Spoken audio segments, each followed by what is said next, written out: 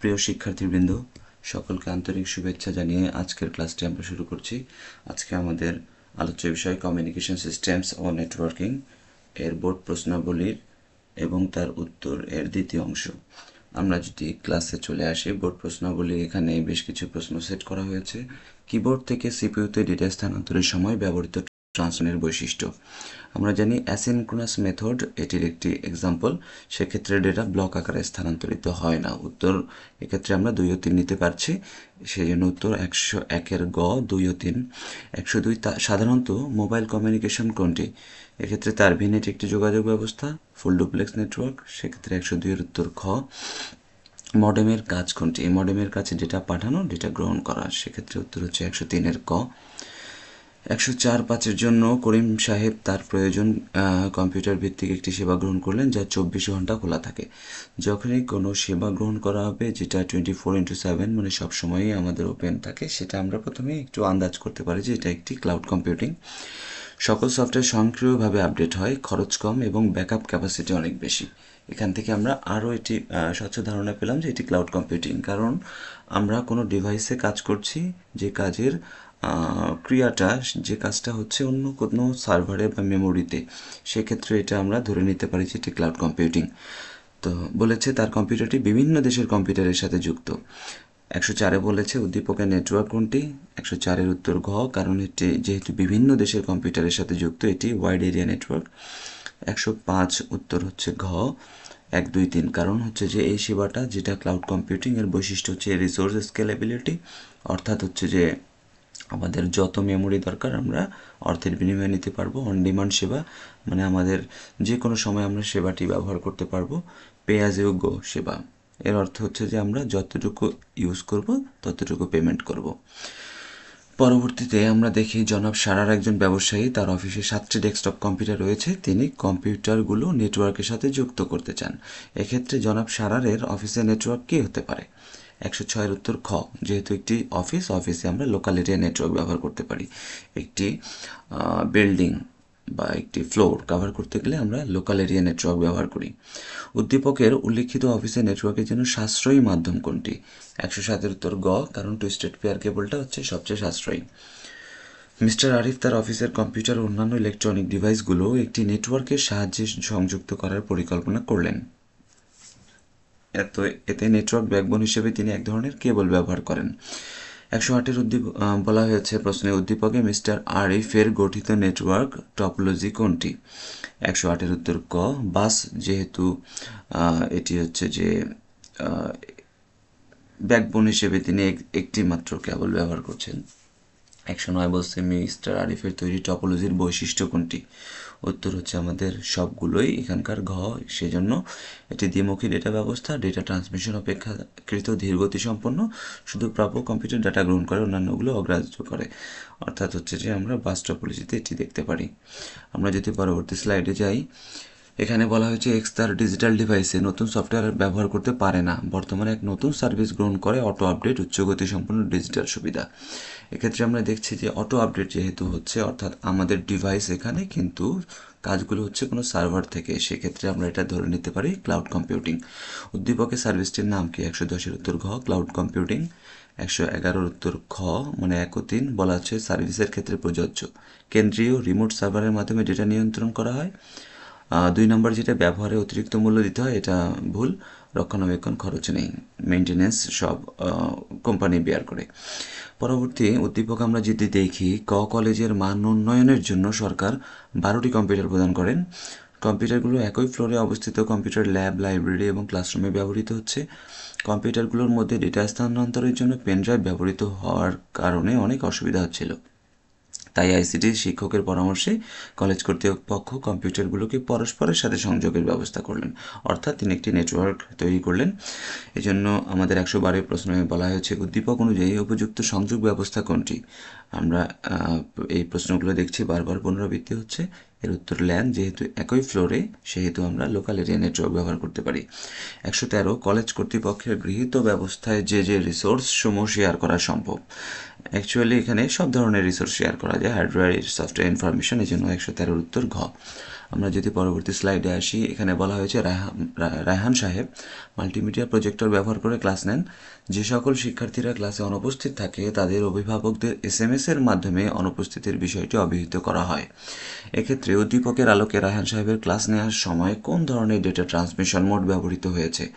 এখানে আমাদের সিমপ্লেক্স, যেহেতু ওয়ান সাইডেড কমিউনিকেশন। অনুপস্থিতির বিষয়টি জানানোর জন্য ব্যবহৃত ডেটা ট্রান্সমিশন মোড কোনটি? 115 উত্তর ক, ইউনিকাস্ট হতে পারে। অনুপস্থিতির বিষয়টি জানানোর জন্য ডেটা ট্রান্সমিশন মোড কোনটি? আমরা এখানে দেখছি যে অনুপস্থিত থাকে তাদের অভিভাবককে SMS এর মাধ্যমে অনুপস্থিতির বিষয়টি জানানো হয়। তো এক্ষেত্রে আমাদের যেহেতু নির্দিষ্ট আমাদের SMS এর তো অনেকজন আছে আমাদের ফোন বুকে, সেক্ষেত্রে আমরা নির্দিষ্ট কয়েকজনকে পাঠাচ্ছি, এক্ষেত্রে আমরা এটাকে মাল্টিকাস্ট বলতে পারি এবং ইউনিকাস্ট বলা যায়। সেক্ষেত্রে উত্তর হচ্ছে 1 ও 2, আমরা 115 উত্তর ক নিচ্ছি। পরবর্তী, কলেজের বিজ্ঞান বিভাগে ভবনে 20টি কম্পিউটার নেটওয়ার্ক সংযুক্ত করা হলো। 2018 সালে শিক্ষা সচিব মহোদয় ভিডিও কনফারেন্সের মাধ্যমে উক্ত ভবনে অনার্স প্রথম বর্ষের ওরিয়েন্টেশন ক্লাস উদ্বোধন করেন। 116 বলা হয়েছে উদ্দীপকের বর্ণিত ভবনে ব্যবহৃত নেটওয়ার্ক কোন ধরনের? উত্তর ক, লোকাল এরিয়া নেটওয়ার্ক। উদ্দীপকের নেটওয়ার্কে ব্যবহৃত ডেটা ট্রান্সমিশন মোড কোনটি? এটা হচ্ছে মাল্টিকাস্ট, যেহেতু আমাদের এখানে কনফারেন্সটি করা হয়েছে ভিডিও কনফারেন্সের মাধ্যমে, এটা আমরা নির্দিষ্ট লোককে কনফারেন্সে অন্তর্ভুক্ত করতে পারি, তাই এটি মাল্টিকাস্ট। আমরা পরবর্তী যদি লেকচার স্লাইডে আসি, মিনা তার ল্যাপটপ নতুন কোনো সফটওয়্যার ব্যবহার করতে পারে না, যার ফলে সে এমন একটি সার্ভিস গ্রহণ করলো যার মাধ্যমে সফটওয়্যার স্বয়ংক্রিয়ভাবে আপডেট হয়। প্রশ্নের পুনরাবৃত্তি, এক্ষেত্রে আমরা যদি দেখি উদ্দীপকের সার্ভিসের নাম, এটি অবশ্যই ক্লাউড কম্পিউটিং। 118 ঘ, উদ্দীপকের ব্যবহৃত সার্ভিসটির জন্য উত্তর হচ্ছে গ, 2 ও 3। রক্ষণাবেক্ষণ খরচ নেই, ব্যবহারের অতিরিক্ত মূল্য দিতে হয় না, লাইসেন্স ফি প্রয়োজন হয় না, এটি ভুল। সেক্ষেত্রে আমরা দেখি পরবর্তীটি, একটি অফিসের 2টি কক্ষ থেকে 2জন কম্পিউটার অপারেটর একটি প্রিন্টার থেকে প্রিন্ট দিতে পারেন। অফিসের পরিচালক কম্পিউটার ব্যবহার করে বিশেষ ব্যবস্থায় তার ছেলের সাথে প্রবাসী মেয়ের সাথে কথা বলিয়ে দিলেন। ওকে, সেক্ষেত্রে 120 প্রশ্ন হয়েছে উদ্দীপকের প্রিন্টিংয়ের ক্ষেত্রে নেটওয়ার্ক ধরন হলো, এটি লোকাল এরিয়া নেটওয়ার্ক। উদ্দীপকের ব্যবস্থায় সম্ভব কোনটি? খ, উত্তর হচ্ছে 1 ও 3। স্বল্প প্রযুক্তিতে অধিক সেবা দেওয়া হচ্ছে, সহজ যোগাযোগ হচ্ছে।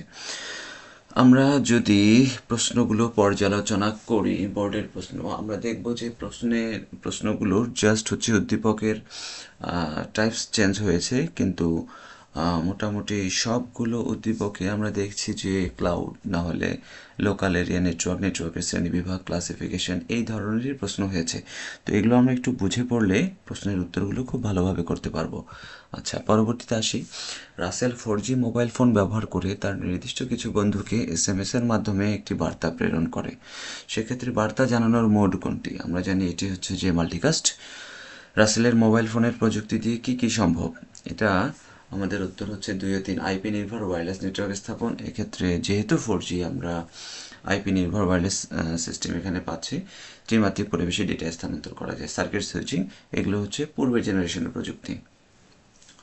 একটি হলরুমে থাকা ল্যাপটপগুলো নেটওয়ার্কের আওতায় আনার পরিকল্পনা গ্রহণ করা হয়। 124 উত্তর হচ্ছে খ, যেহেতু আমরা এটি লোকাল এরিয়া নেটওয়ার্ক কিন্তু ওয়্যারলেস সবগুলোতে দেওয়া আছে, আমরা এই জন্য WLAN নিচ্ছি।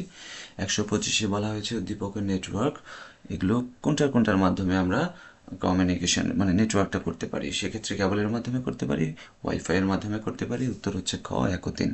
আমরা যদি পরবর্তী স্লাইডে আসি, এক্ষেত্রে বেশ কিছু টপোলজি এর চিত্র দেওয়া হয়েছে। সুপ্রিয় শিক্ষার্থীবৃন্দ, টপোলজিগুলোর ক্ষেত্রে আমরা একটু এর মেকানিজম বা এর টেকনিক্যাল পার্টগুলো খুব ভালো করে বুঝে নেব, যাতে চিত্র দেখেই আমরা টপোলজিটি আইডেন্টিফাই করতে পারি।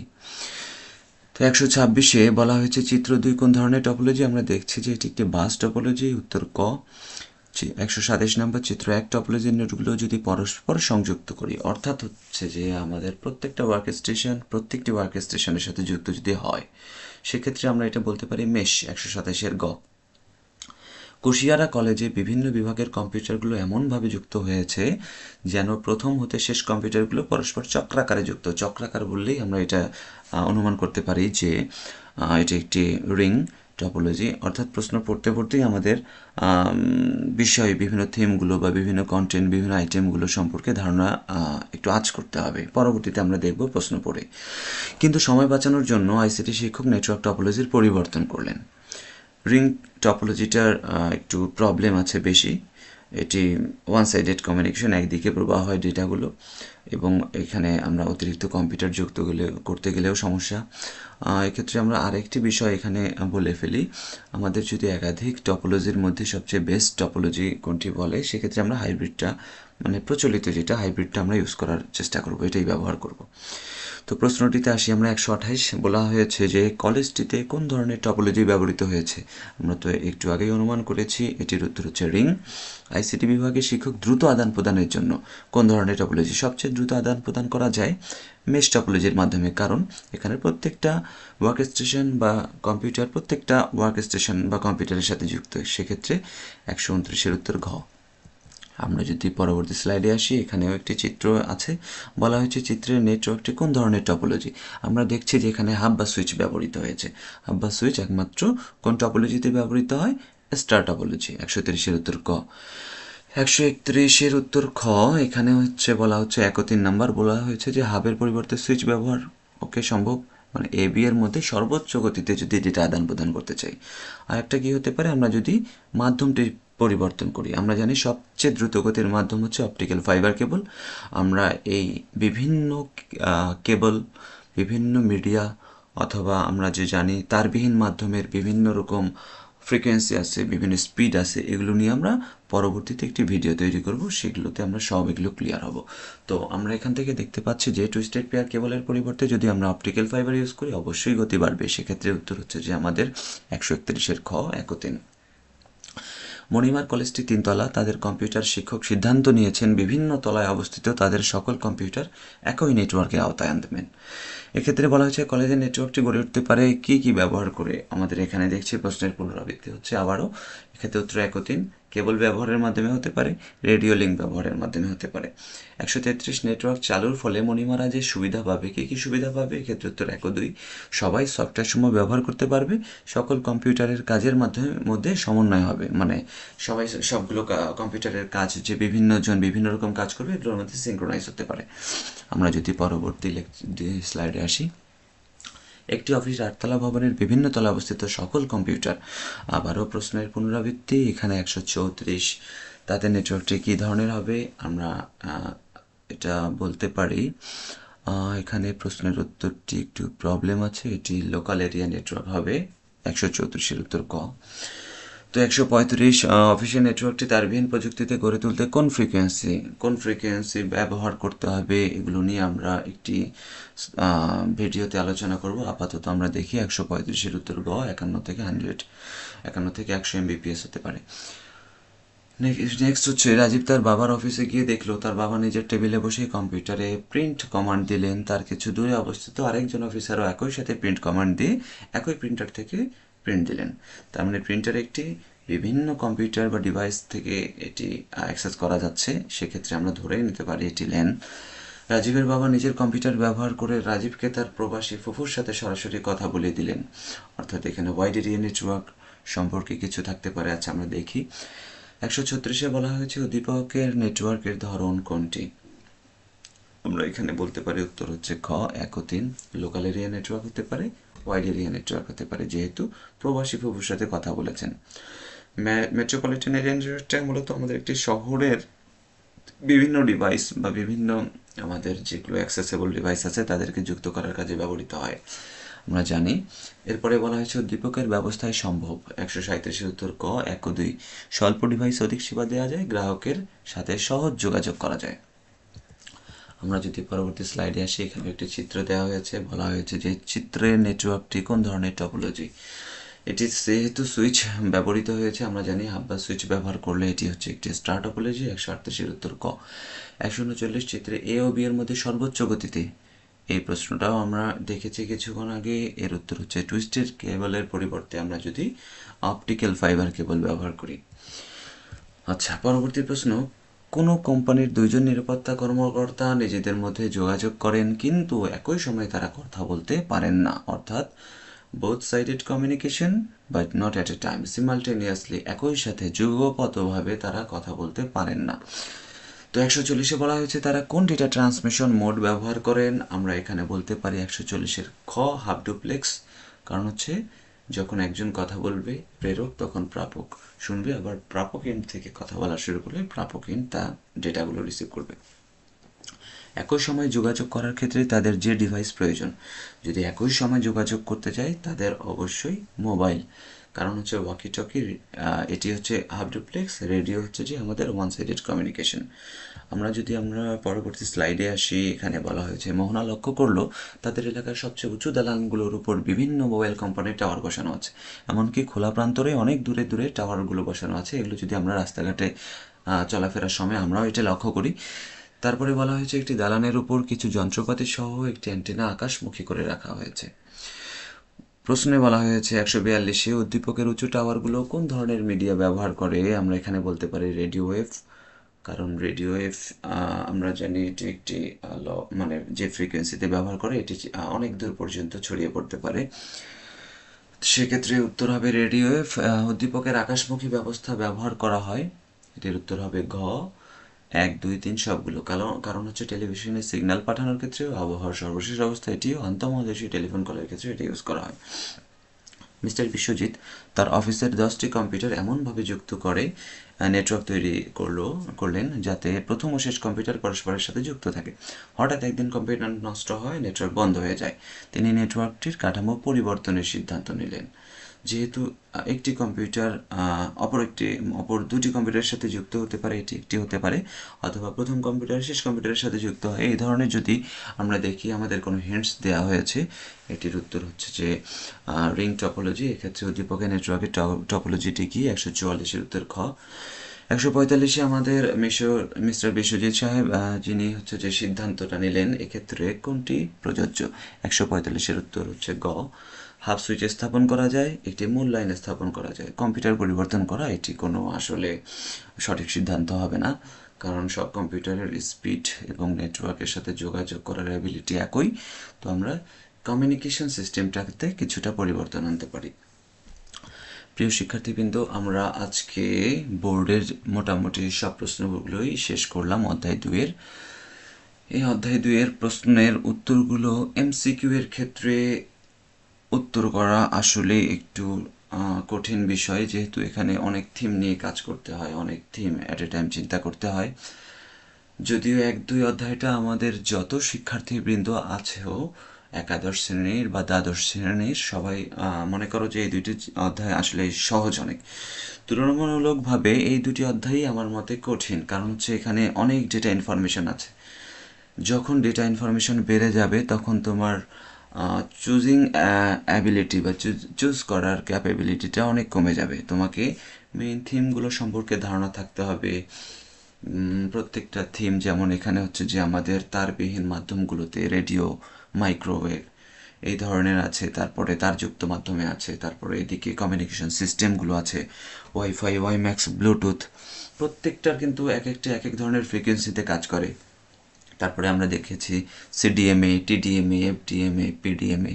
এখন এগুলো অ্যাকচুয়ালি কিভাবে কোনটি কাজ করছে এগুলোর থিমগুলো সম্পর্কে স্পষ্ট একটি ধারণা থাকা প্রয়োজন। আমরা এই ধরনের যত ধরনের কনফিউশন তৈরি হওয়ার মতো টপিকসগুলো আছে এগুলো সবগুলো একত্রে করে একটি আলোচনা করব। আশা করছি সেই আলোচনাটা যদি তোমরা খুব ভালোভাবে লক্ষ্য করো বা সবগুলো ভালোভাবে বোঝো, তাহলে এমসিকিউগুলোতে উত্তর করা খুব সহজ হবে। একই সাথে আমাদের আরেকটি বিষয় তোমাদের বলতে চাই যে এই ইনফরমেশনগুলো সম্পর্কে তোমার যদি ভালো আইডিয়া থাকে তোমরা কিন্তু সিকিউ এর উত্তরগুলো খুব সহজেই করতে পারবা, কারণ সিকিউগুলোতে আসলে তোমরা যেটা অনুমান করো যে আসলে এটা প্রশ্নের উত্তর করা 1-2 অধ্যায় থেকে খুব সহজ, আসলেই সহজ যদি তোমার কাছে ইনফরমেশন থাকে। তো এখানে অ্যাকচুয়ালি বলা হয় যে এই টেকনোলজি যে ওই টেকনোলজি কেন ভালো, অথবা এই ডিভাইস ইউজ করাচ্ছি আমরা, কেন ওই ডিভাইস ইউজ করলে বেশি ভালো হবে আমাদের জন্য, কেন অ্যাসিনক্রোনাসের চেয়ে সিনক্রোনাসটা বেটার, কোন টপোলজিটা বেস্ট। আসলে এই ক্ষেত্রে আমরা যদি প্রত্যেকটা টার্ম সম্পর্কে একটা ইনফরমেটিভ ভালো ধারণা রাখি, তাহলে আমরা উদ্দীপকের ক্ষেত্রে সহজেই এই উত্তরগুলো করতে পারবো। ইনশাআল্লাহ আমরা নেক্সট কোনো একটা ভিডিওতে এই ধরনের যত কনফিউশন তৈরি হওয়া টার্মগুলো আছে এগুলো নিয়ে আলোচনা করব। তো আমরা আশা করছি তোমরা অধ্যায় 2-এর এই প্রশ্নগুলো যত এমসিকিউ আমরা আলোচনা করলাম সবগুলো ভালো করে ট্রাই করবা এবং প্র্যাকটিস চালিয়ে যাবা। আরও যদি একটু কঠিন যে এমসিকিউগুলো আছে এগুলো সলভ করার, ইনশাল্লাহ আমরা পরীক্ষা ভালো করতে পারবো। ধন্যবাদ সবাইকে।